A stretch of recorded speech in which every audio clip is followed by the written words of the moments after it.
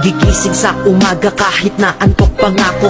Kailangang maghanda para pumasok sa trabaho. Sindi ng sigarilyo habang may kapeng barako. Eto aking almusal na araw-araw kong kasalo. Kailangan kong pumasok kahit mayroong trangkaso. Pag di kasi pumasok malaki ang iyong atraso. Sa nagbibigay ng sweldo kung tawagin natin amo.